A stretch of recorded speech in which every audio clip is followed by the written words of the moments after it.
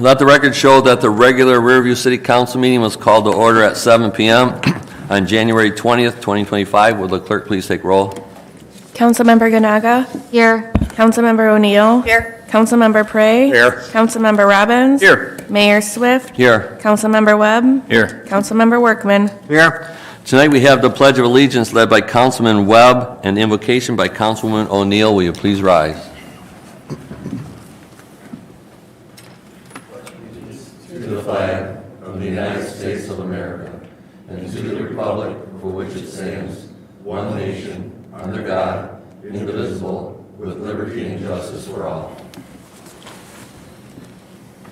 Heavenly Father, we thank you for our many blessings. We ask your blessings on these city officials who serve our community, and instill in them the wisdom to help them serve this community for the common and greatest good. Amen. Amen. Amen.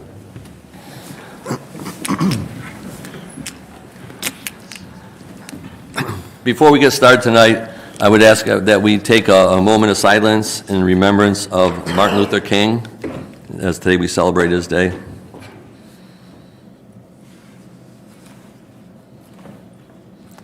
Thank you. And Jeff, any announcements? Yes, Your Honor, Mr. Todd Dickman.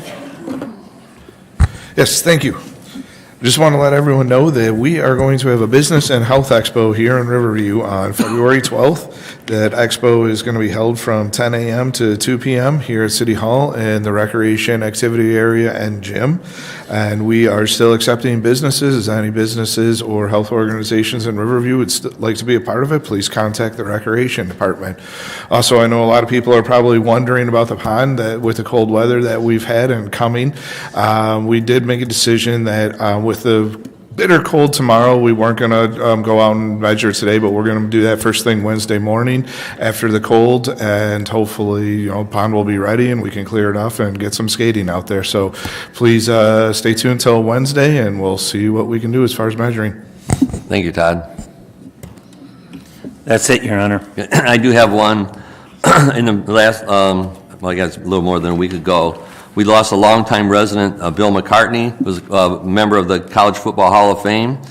He was the head football coach of Colorado University and actually took Colorado to a 1990 national championship. So kind of keep him and his family in your prayers. With that, tonight we have a presentation. 4-1, present Sergeants Brian Davenport and Daniel Garnick with award from Congresswoman Debbie Dingell's office. At this time, I would like to invite the Chief down and Cal Kirchen from Congresswoman Dingell's office.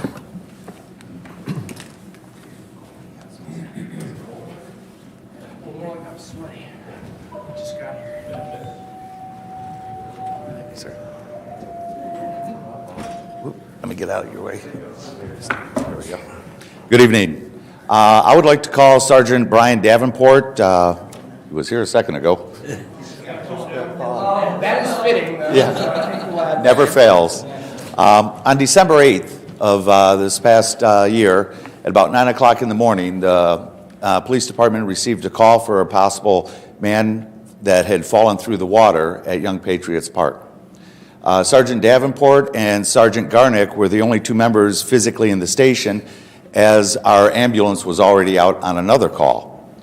While Sergeant Davenport was out doing daily duties, the call came in, and as he was approaching the scene, he was able to go ahead and make necessary calls to effect and to start the rescue efforts. Sergeant Garnick was able to get the fire apparatus and the necessary gear. They both met over at Young Patriots Park, where they ensued with the rescue efforts.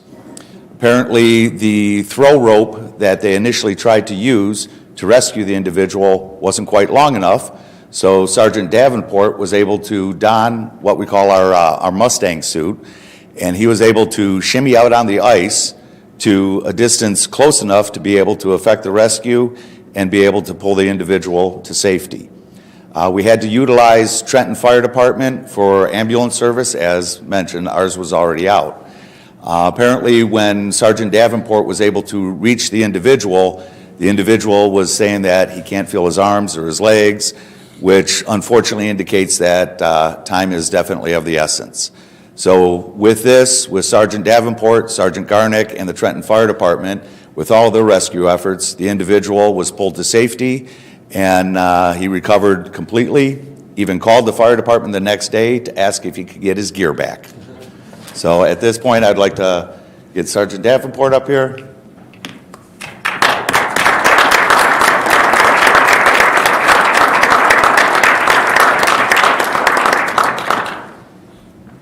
You can imagine this shimmying out on thin ice to come get you.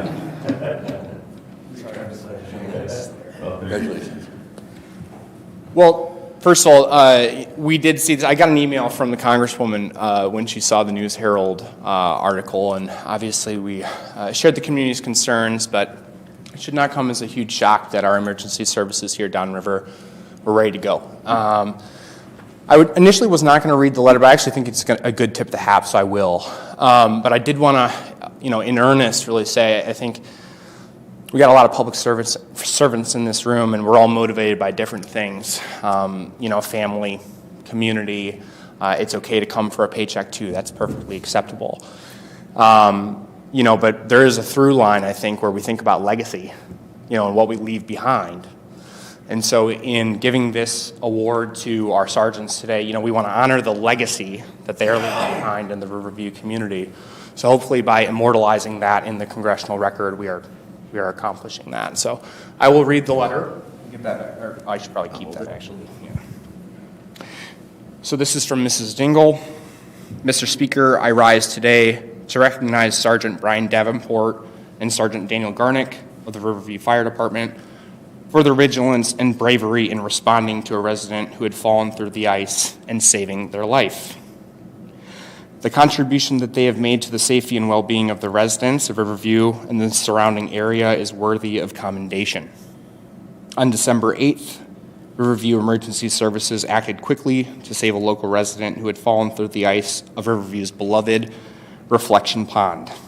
Sergeants Davenport and Garnick showed tremendous courage saving this resident, but their success was also a direct result of preparation and training. Sergeant Davenport has been with the Riverview Fire Department since 2008, and his ICE, so ice water rescue certification, as well as being a registered nurse. So he has both of those certifications. And then Sergeant Garnick has been with the Riverview Fire Department since being hired in 2000. And we should also note that many of the firefighters at the Riverview Fire Department and the surrounding area too, are members of various rescue teams as part of our Downriver Mutual Aid. They have various certifications, including dive teams, hazmats, logistics, and the like. And so we also want to recognize our partners with Downriver Mutual Aid for providing training and resources to regional fire departments. The incident does underscore the importance of strengthening our mutual aid organizations so we can provide the requisite gear and training for local departments that may otherwise struggle for resources. Of course, we'll close in saying, Mr. Speaker, I ask my colleagues to join me today in celebrating Sergeant Davenport and Sergeant Garnick. Our communities are safer because of selfless actions that our frontline workers take every day to protect their fellow community members. We thank them for their dedication and bravery in their dangerous line of work. Thank you, Brian and Daniel. How'd I do?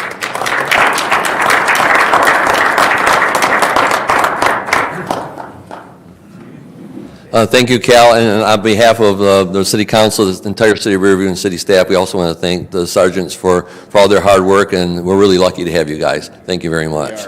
Thank you.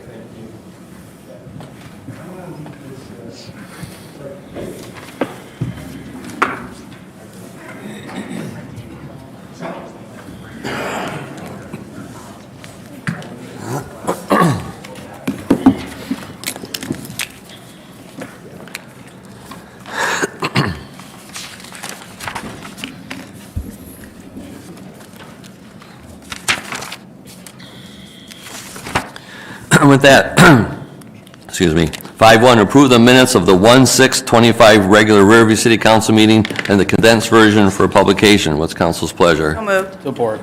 Motion by Councilman O'Neill, supported by Councilman Robbins. Any discussion? Roll call. Councilmember O'Neill? Yes. Councilmember Prey? Yes. Councilmember Robbins? Yes. Mayor Swift? Yes. Councilmember Webb? Yes. Councilmember Workman? Yes. Councilmember Ganaga? Yes. Tonight, we have no public hearings. Now is the time for a public comment. Anyone wishing to address the mayor and council, please approach the podium. State your name and address for the record. Try to keep your comments to 5 minutes. There is no sharing of time and there are no rebuttals, and please be respectful. Yes, sir. Thank you. Ken Kyleman, 20243 Coachwood. I have a few minor items I want to mention tonight, and it's my hope that either during the course of this meeting or at the very end, you will address them all. First, as you know, I like to review the materials that you provide for these meetings so I can understand the proceedings. However, I was unable to review the 2023-2024 audit report because I could not find it at the link provided in the agenda. I admit that this may be a reflection of my internet skills, but maybe not. Next, the city is required on a quarterly basis by state law and by our charter to provide reports to the council related to the status of our investments and our budget. I had expected and hoped to see items in the consent agenda to receive and accept these reports and have copies of them included in the package made available to the public, but I have not seen that yet. Have these reports been given to the council for the second quarter as they were for the first quarter, and will they be made available to the public?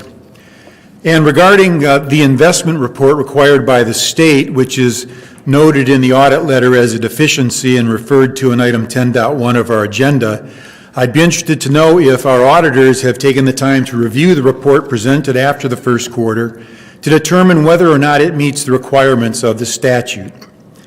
Third, in regards to the proposed ordinance regarding the right-of-way under item 12.1, is my understanding correct that those of us who need to replace our mailboxes in the right-of-way will need to obtain a permit and pay a fee? And finally, item 10.1 on our agenda states, the City of Riverview's financial report for the fiscal year ended June 30th, 2024, indicated that expenditures have exceeded revenues for the last 3 years. Yet in the presentation by Plant Moran, it appears to paint a different picture, with general fund revenues on a budget basis exceeding expenditures for those years. So can you help me to understand that apparent discrepancy? Thank you. Thank you, Mr. Kyleman. Good evening. Yes, sir. My name is Pete Petoskey. It's like the city up north, spelled a little different. And I'm a resident of Southgate. And I'm here this evening to speak to you about the golf course and to sing the praises of that golf course. It maybe is wishful thinking on such a cold, dark night to talk about the golf course, but that's what I'm going to do. It's a wonderful place. I'm a member, a yearly member at the golf course. Those folks there, I think I was here a couple years ago to talk to you about it also. Those folks there have just gotten better. The leadership from Mike is just phenomenal over there. The folks, not only is it a nice golf course, it's well maintained, it's fun to play, but the people over there, right from the front office, right through the starter, they're all polite. They make you feel like they actually are happy you're there spending money at your facility. If any of you are golfers, I'm sure you've gone to golf courses where you come in the front and stop at the desk, and the people make you feel like you should be very lucky that they're going to take your money, not at your place. Everybody is nice to you. It's got to be leadership from the top. It's got to be from you folks. It's got to start that way, because the only way you can conduct business is by action, not by words. And I think Mike does that. He practices a method of management that I've always believed in years back when I was working, and that's management by walking around. And he does that. He walks around, he talks to people, he encourages his other people, his employees, to talk to the patrons. It's just phenomenal over there. A couple of specific things. Interesting enough is the restrooms. They are always clean. You have a blower in there that you can wash your hands and blow, but there's also paper towels. And I know you've stopped at rest areas, and all there is the blow dryer, and you stick your hands under there, and after about 30 seconds, you get frustrated and wipe your hands on your shirt and walk out. You don't have to do that in your restroom over there. That's great stuff. The water bucket at the start is always clean. There's clean water in it. You can dip your towel in so you can clean your golf clubs. The water on the course is always clean in the places where you get the water, clean and cold. You guys do a nice job over there. He does a nice job. And really the secret to success is consistency to purpose. He knows what the purpose is. And it's to make people feel good to spend money at your facilities. So the Recreation Department, I don't know who's here from the Recreation Department, but you guys do a great job. Thank you very much. Mr. Petoskey, I don't normally do this. I need to ask you, one question. Sure. Does somebody pay you to say that? No, not at all. Okay. Because I'm sitting up here, I'm very uncomfortable because we don't use, you're a breath of fresh air. It's uncommon for us to get such compliments. One Thank you. more story. Yes, sir. I was out, it was 98 degrees. I don't even know an old man like me was out there on the golf course doing it that time. Last summer, very, very hot. And the young lady who was driving the cart would come around to see if anybody wanted anything to drink. And there were two people on that blue course on the other side. It was me and one other person.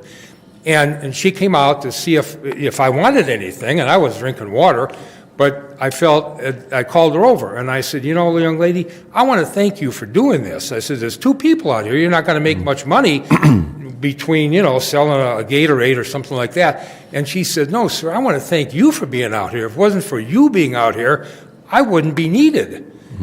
I mean, that young lady is going to one day be some kind of a greeter or some kind of a management person at Disneyland, because she was appreciative that people were out there, that I was out there golfing. So I wanted to tell you that story. Also. Hopefully one day she takes my spot. Thank you. Thank All right, thank you very much.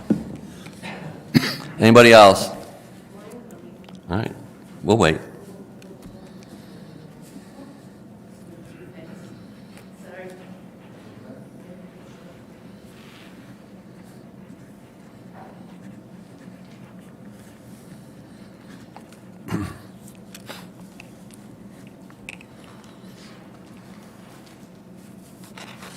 My husband was probably the other golfer. But anyway, Sally Sutherland, 14395 Hamilton Street. And I'm afraid I'm not going to carry on the good tunes, but I'm going to certainly try. I'm here tonight to speak about the council's decision to suddenly stop the pursuit of the landfill. The wording of the press release recently was saying we were headed towards a new era or a step towards a more environmentally mindful and long-term vision for Riverview. And the time has come to bring a closure to the thoughts of further expansion of the landfill. I don't think I've ever heard that before, as I'm the one who's brought it up many times, as well as several of my neighbors, and the cities next to us, and legislative personnel. I'd like to know what brought on the sudden change of heart, because I, for one, do not believe that it was a sudden change of the council as of January 1st.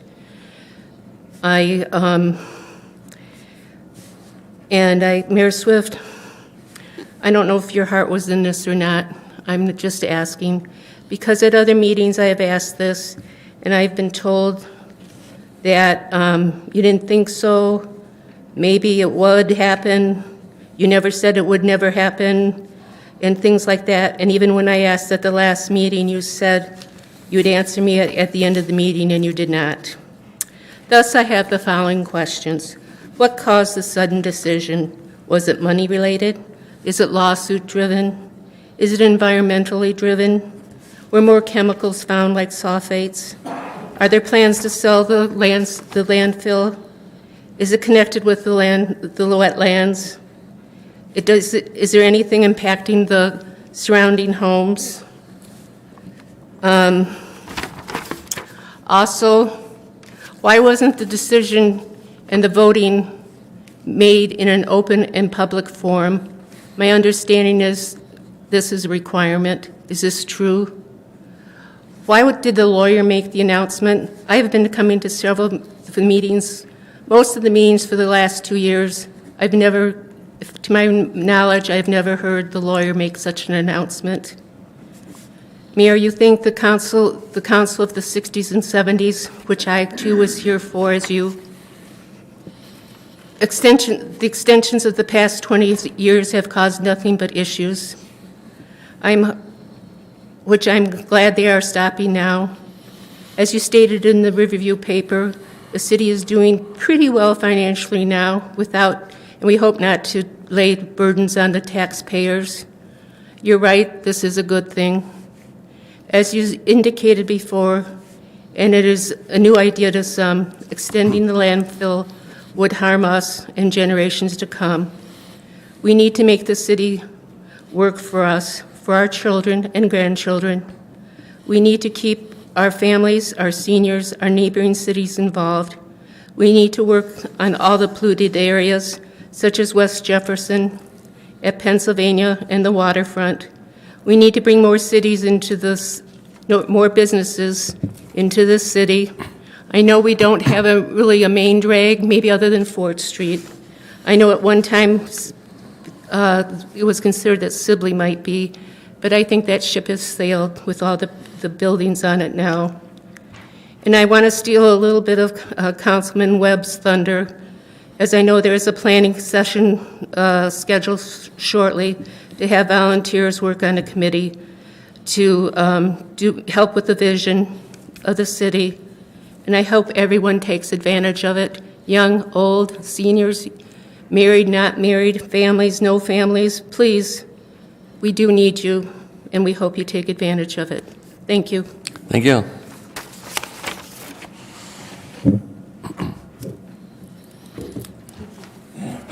Thank you, Mr. Kyleman.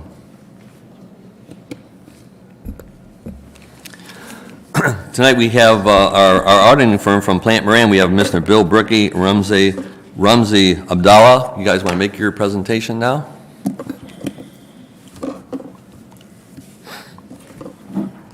Welcome, gentlemen.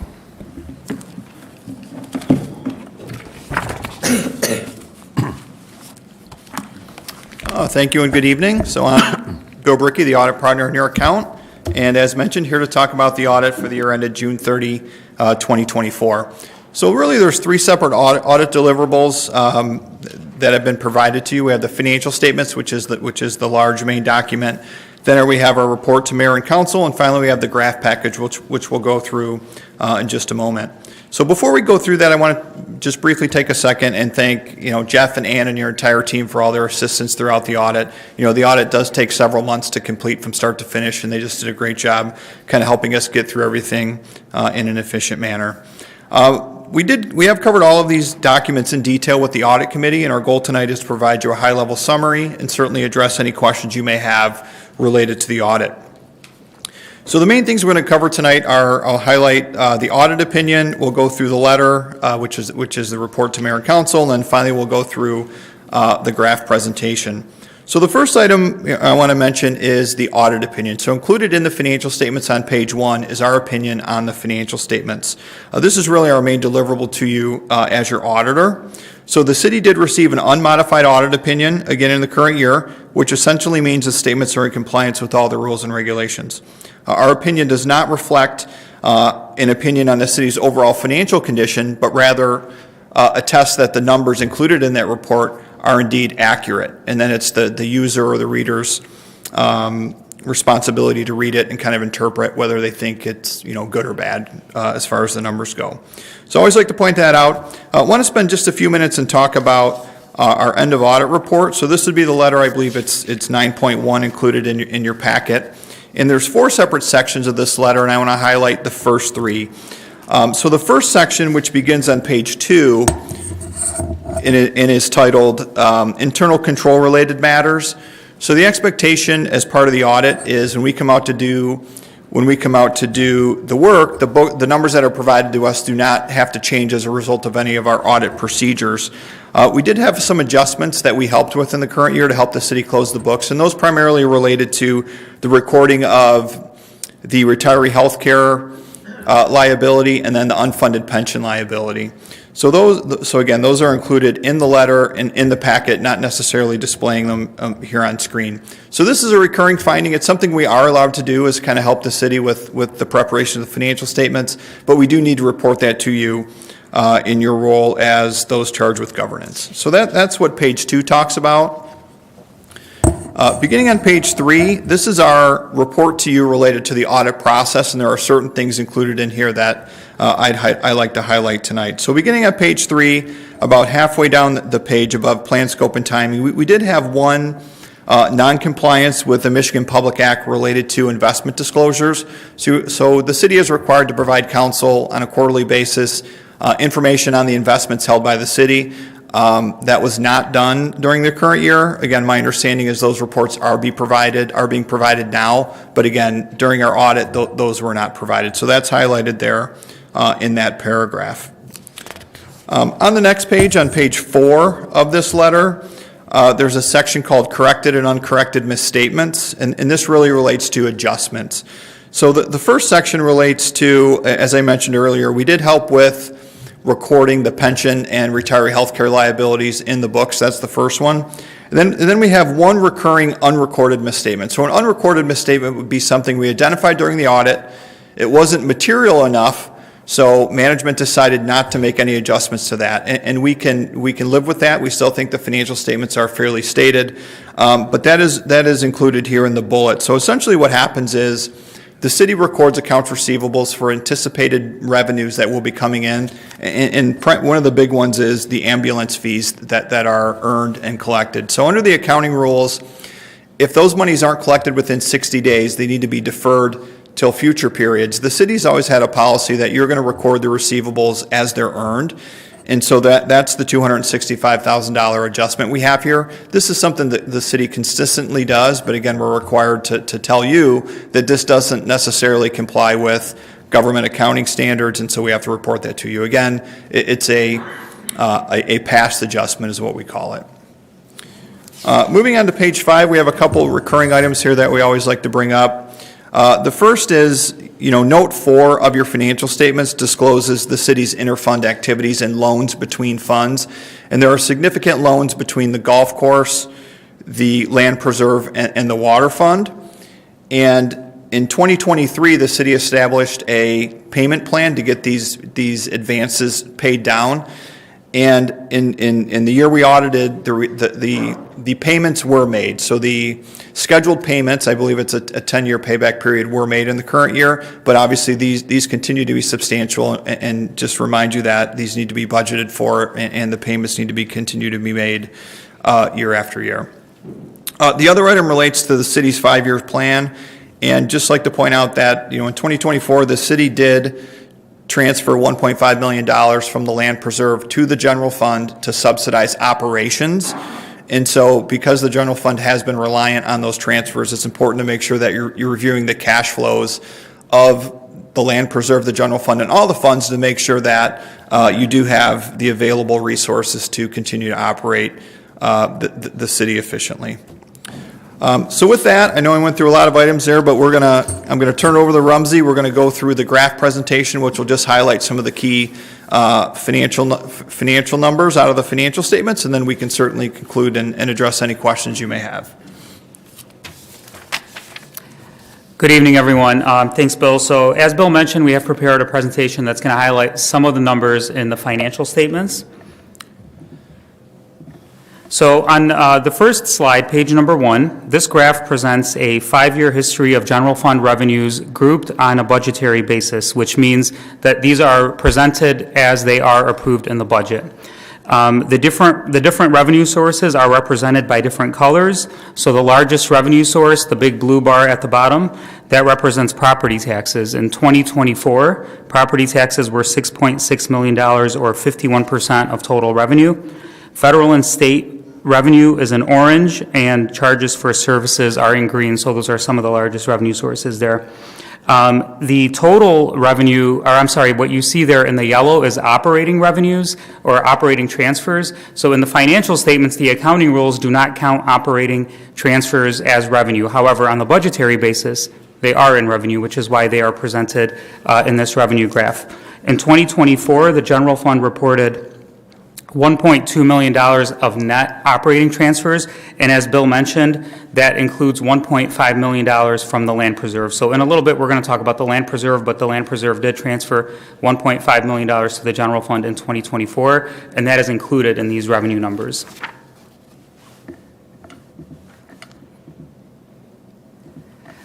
Taking a look at the other side of the equation, looking at the expenditures. So similarly, this is a 5-year expenditure trend for the general fund on a budgetary basis.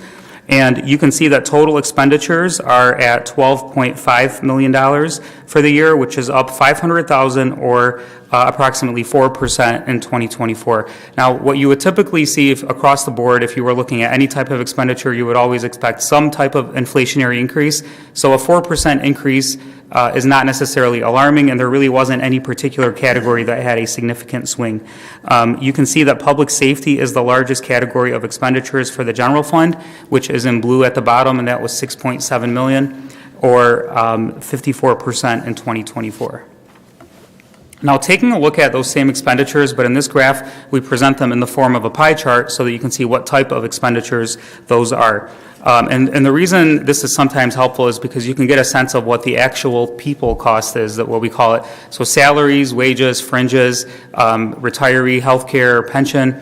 So you can see in this slide that out of those total expenditures, the people cost made up 71% of total general fund expenditures, and 29% represented everything else, like your payments to vendors and contractors in the general fund.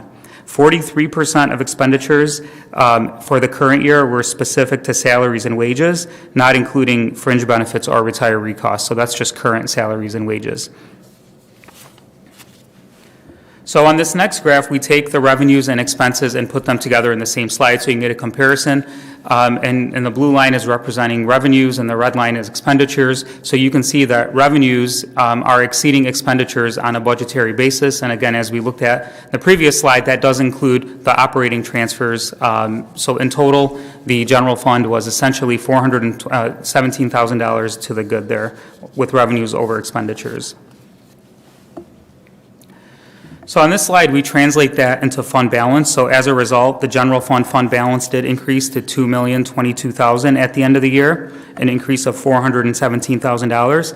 This puts your fund balance at a 16% of your expenditures. So that's typically what is often asked is what percentage of our expenditures is our fund balance. In this case, you are at 16%. Now, we spent on the first slide, when we looked at revenues, we saw that property taxes are the biggest source of revenue for the general fund. So really, this slide right here ties back to that fact, because it's often important to remember that one of the key components of property tax revenue is your taxable values. And with the way that the laws are structured in the state of Michigan, a decrease in property tax value can fall as fast as the market, but it doesn't necessarily increase at the same rate, which again, this is the primary, one of the key factors that's driving your general fund revenue. So this graph goes back 15 years, and it shows that really when you looked at the decline in taxable values of homes in the city of Riverview in 2009, the city in 2015 finally stopped that decline and started to slowly increase. And you can see that even as of 2024, 15 years later, the city is still not back up to those 2008, 2009 taxable values, which is essentially when the last mortgage, or when the mortgage crisis happened and the taxable values decreased. So it's been a long struggle to get all the way back to where you are now, but taxable values are slowly inching their way up. As you are aware, the increase annually is limited to the lesser of 5% or inflation. On this slide, so since we're on the subject of property taxes, we present the composition of the tax bills that the city's residents may see. And this is assuming a homestead property tax bill. So although property taxes are paid to the city, this graph shows really where those dollars ultimately end up. You see the different pie slices there represent the different taxing authorities that are collected by the city, not only for the city, but on behalf of those authorities. So the city and operating and the city debt millages are the only part that the city actually keeps, and those are less than 44, or approximately 44%, so less than half of the total. So 44 cents of every dollar of property tax is paid in the city is for the city. Everything else is going to counties, schools, and other regional authorities. So now, moving on to some of the other funds. On this slide, we take a look at a 3-year history of operating results, excluding depreciation for the land preserve. Again, this does not include depreciation, therefore the cost of capital is not reflected. And it's important that this, you see a pretty large gap between the revenue and the expenditures, which is by design. You actually need that to, we've talked about number one, being able to subsidize other funds, but two, really the capital costs and setting reserves aside to be able to fund capital and also to fund the landfill liability. 2024 revenues also include $715,000 of methane gas royalties, so that was a pretty big significant jump in the current year. And also, the expenses look a little bit weird with a significant increase in 2023, and really that's because the estimate, whenever there is a change in the estimate and the liability, that cost is reflected as an operating expense. And in 2022, that was $2.7 million. In 2023, that was $7.3 million. And in 2024, it was only $26,000. So when you look at 2024, you have $26,000 compared to $7.3 million in the prior year, just on the change in the liability expense there. And on the subject of the landfill liability, this graph takes a closer look at the land preserve liability. The city's estimated cost to close out the landfill is $64.3 million, and the city does have $18.1 million in investments set aside. The city also obtained and has a letter of credit, which at June 30, 2024 was $35.4 million to help satisfy the obligation associated with the liability for the landfill.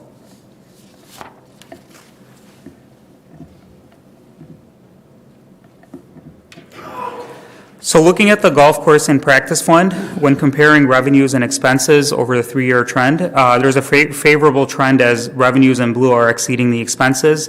Again, similar to the land preserve, this does not include depreciation, as this is a non-cash expense, and however, that is ordinarily considered an operating expense. The difference there between the blue and the red, you want it to continue to grow so that you can set aside cash for capital reserves to be made in future years. And we heard about the wonderful experience at the golf course, so to keep up those facilities. And then similarly, the Water and Sewer Fund reported revenues in excess of expenditures excluding depreciation expense. So $5.7 million in revenues compared to $3.4 million in expenses. Now, we've talked about the importance of setting aside cash for capital projects, and it's just as, if not even more important, in the Water and Sewer Fund. The Water and Sewer Fund has $59.9 million, or the city has invested $59.9 million in the water and sewer infrastructure. However, $35 million of that is fully depreciated. So really that just highlights the significance of the need to be setting aside cash for improvements and for future repairs in the water and sewer fund, considering that really over half of the value of the water and sewer infrastructure is fully depreciated. The last slide we wanted to take a look at is to highlight the funding of the pension and OPEB plans. The pension, which is represented in the set of bars on the left, is up to 87% funded as the city continues to make the required contribution into the pension plan as determined by actuaries. And the OPEB plan is now up to 5% funded, as just in recent years the city has started advance funding that liability. In 2024, the city advance funded $200,000 in the OPEB plan, so that is in addition to paying the current costs of retiree health care. So again, that brings the total liability for the plan, the OPEB liability is $22.4 million compared to $1.2 million of assets that have been set aside, making it 5% funded. So that highlights the activity, the financial statement activity that we wanted to address, and we'd be happy to cover any questions on those numbers or really anything that we have covered tonight. Any questions from council at this time? I guess I have one, if I can find it here. What would be an acceptable percentage of fund balance to the budget? You said ours is 17%, 16? what is the recommended percentage? So like anything, there's no right number, but typically we say you'd like to be between 10 and 20% of a baseline fund balance. And then in addition to that, certainly if you have future capital or other reserves, that you'd kind of put that on top of it. So I think being at the 16, 17% you're at now is you have a good base. And so certainly trying to maintain that level and then, increase that fund balance as necessary for future projects. Okay. Any other questions from council? Councilman Webb. Can I ask you a question based upon the financial report? Sure. On page 4, which is the government-wide overall financial analysis. Can you touch and explain the net position and specifically on the unrestricted?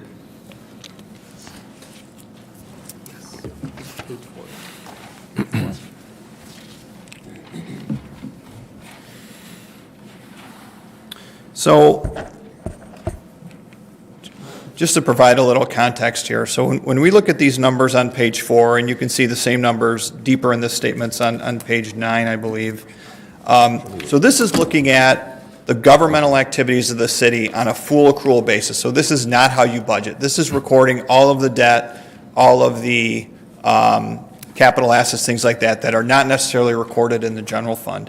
So this looks at the financial position. That's why it's called net position and not fund balance on this graph. So when we look at this, your overall net position is positive of about $20 million, but you see the unrestricted portion is a negative of about $9.5 million. And the primary reason for that is because this reports all of the unfunded liabilities related to the pension and OPEB plans. And so that's really what's made that unrestricted portion negative. But overall, the city has positive net position of the $20 million.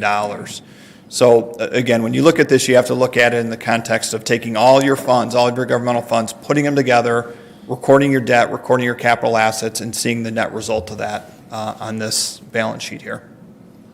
Okay, so then we shouldn't consider a declining unrestricted net position from last year to this year as fiscal stress? No, I would look more towards your fund base deeper in the statements like the general fund and that in making those determinations. Okay. And then if you could go to page 17, which is the enterprise funds.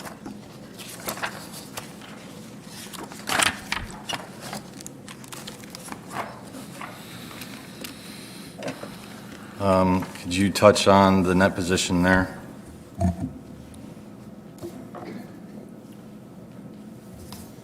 Sure. So when we look at the net position on page 17, so this is showing your enterprise funds. These are your business type funds. So we have it for the water and sewer, the land preserve, the golf course. And you can see the water and sewer fund has positive net position in all categories. So that just means the current users have invested and you've charged enough to fund the activities of the water and sewer fund. The land preserve, the primary reason when you look there, you'll see overall the net position in land preserve is a deficit of $34 million, and the unrestricted portion is $55 million. The primary reason for that deficit is the fact that in these books and records, you've recorded the estimated cost for closure and post-closure costs of the land preserve. And if you looked here, you'd see that number is $64 million.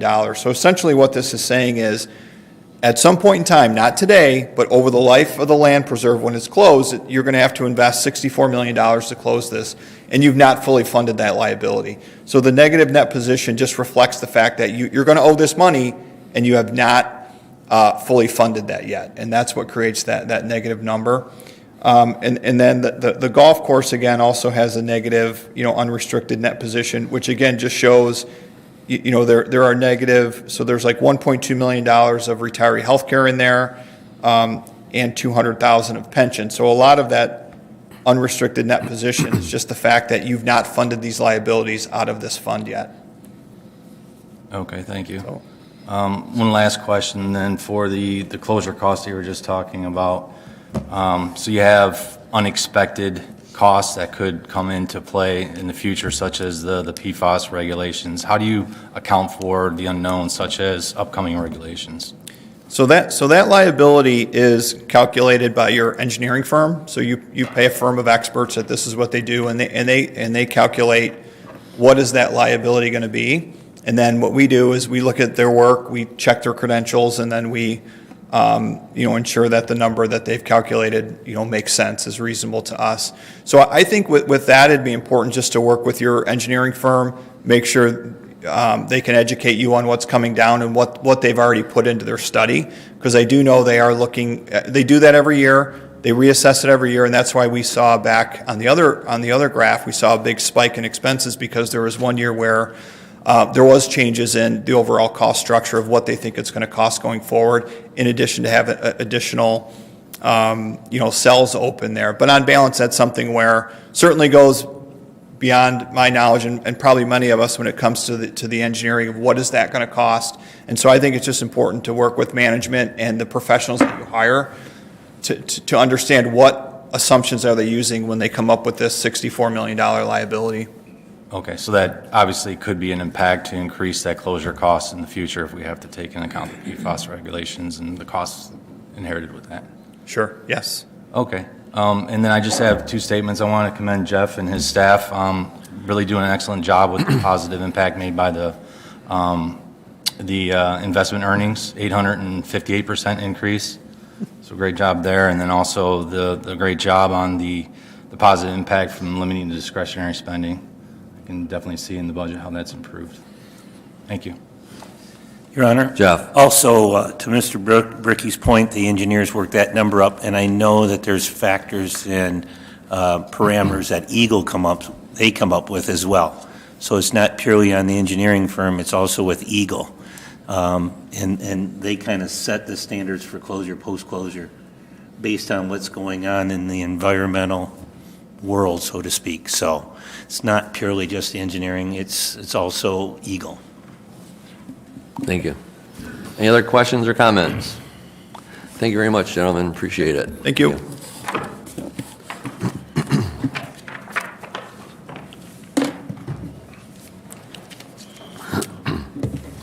With that, is there any item council wants removed from the consent agenda? Seeing none. 9.1, accept the financial audit report for the City of Riverview for fiscal year ending June 30th, 2024.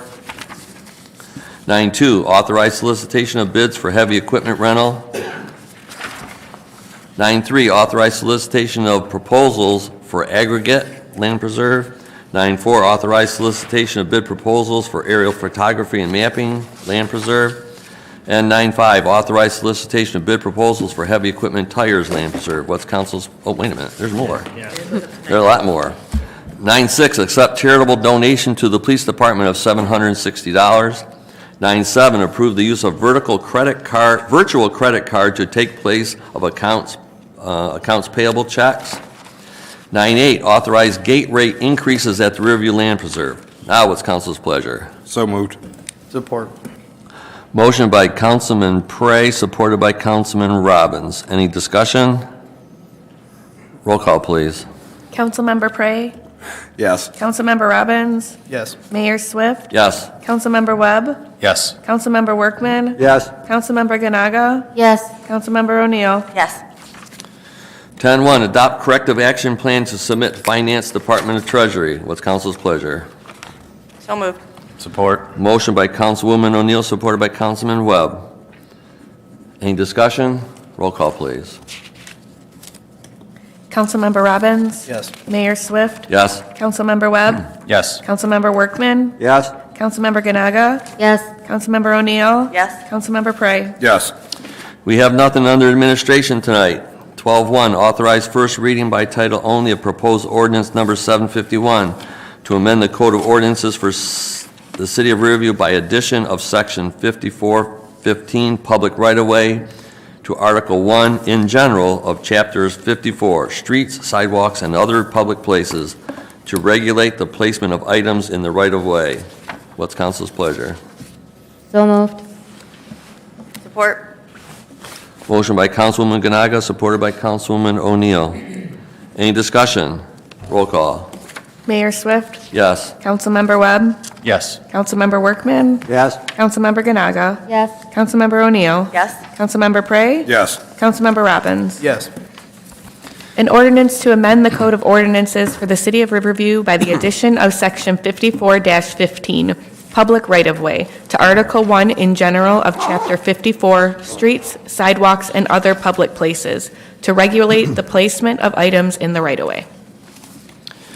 Now's the time for other business. See if we can get to some of these answers asked earlier. Jeff, have we received the second quarterly reports yet? Your Honor, yes, they were attached to your council package as well as the investment report. Okay. Do we plan on publishing them? I thought they were put on the web. Okay. All right. Already. We'll have to check. Oh, Yep. Mr. Conlon says no, so Okay. we'll check. Okay. The mailbox, I don't know if they have any discussion on this mailbox in the right-of-way. I don't anticipate you need a permit for that, but we'll get a clear answer on that one. And also, can you just go over again the, I know you mentioned it already, expenditures exceeding the, expenditures exceeding the expenses, or income, I Yes, mean. Your Honor, So go ahead, that's- explain that for me. Yeah, that's due to the transfer from the land preserve, which we, in the next 5 years, well, next year, it'll be down to $500,000 this year, and then the following years will be zero. Therefore, the public safety millage that's up above the line will be included in revenue, and therefore, our revenue will be greater than expenses. So with these, with that is, and I mentioned this to you earlier, is that this is, we're beginning our weaning ourselves from the landfill, and so this is how we fix that. Correct. Okay.